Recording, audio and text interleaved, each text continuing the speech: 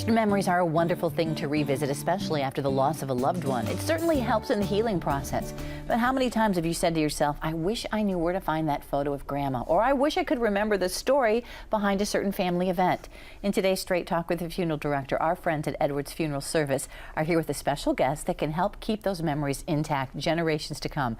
Beth Buxton joins me once again from Edwards Funeral Services, along with Heather McRae, the owner of Memories in Print. And it's nice to have both of you here. Thank you. Beth, I know you talk to families all the time at that end of life, and they're trying to do their best to honor and remember their loved one. And this is a great way to do it, isn't it? It really is. I really love what Heather does because it allows families to share those stories and memories, leaving them behind for generations to come. And it also, I think, helps the family in the grieving process. Would you say in all those families that you worked with the same thing? I really do think it does. I meet with families, and during arrangement conference, they're just like, I wish Mom was here to tell us that story. I can't remember every detail about it. So I just think it's so important. Help people grieve, help them share, and really have a goodbye. So Heather, how does this work? These are examples of your memory books, but they're more than just pictures inside. They really are truly memories. What are they all about?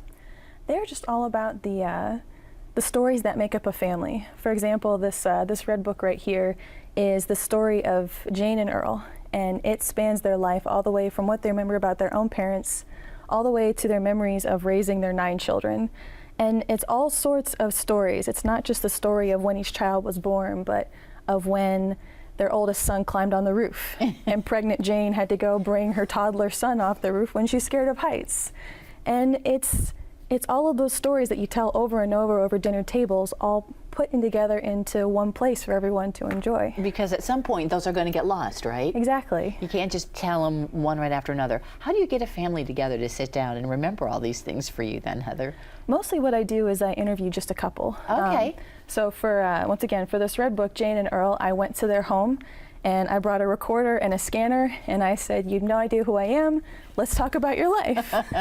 But it ends up being a good time, and we laugh a lot, and they just tell story after story, and I interview them. I have a journalism background, so we just talk about everything they can think of. I take the notes home, I go over them, and I bring them back the next time, and then I may be there for 3 or 4 hours talking to them again and laughing and leaving much later than I thought, just because they're enjoying remembering these things. And nobody sits down sometimes and asks them, probably, what can you share? What are some fun memories? Exactly. You don't interact that way with your parents mostly. In every project, I always learn something that their kids don't. For example, in one book, I learned that the mother had an engagement before her marriage. And none of her children knew that. That's probably that's not the advertised, right? But it was so funny, and the kids got a real kick out of it, just that they learned one more thing about their mother, and I love being able to give stuff like that to the families, you know?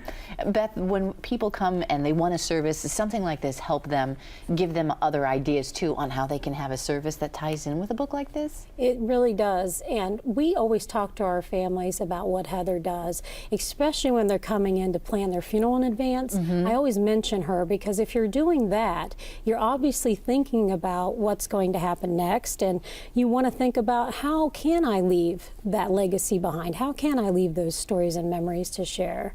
So I always talk about her. You know, and as Heather, it's interesting you say you have a journalism background, because initially, until I saw your books, I thought that we were talking about a picture book. And it's so much more than that, but it takes really somebody that, like you, to sit down and gather that information and then put it in a book form that everybody will understand. Yeah, it's the photos really add a lot to it, but most of my time is not spent in interviews. It's in front of a computer screen, trying to go through all the things we talked about and put it into a story. What I want to create, and what I do most of the time I hope succeed at, is create something that they can sit down and read. You know, genealogists may create a family tree, but you can't read a family tree. That's right. How great this is going to be for generations to come. And I know you have an offer for our daytime viewers, which is great if they'd like to get started. I do. For the next 5 people who contact me and put down a deposit, I'm going to take 10% off of whatever project of any size that they come to me with. So. Great idea. Great memory sharing. I love that. Nice to meet you, Heather. And Beth, that's a great idea that you offer for your folks too. Thanks for bringing Heather. Thank you. Thank you so much. Thanks for having us.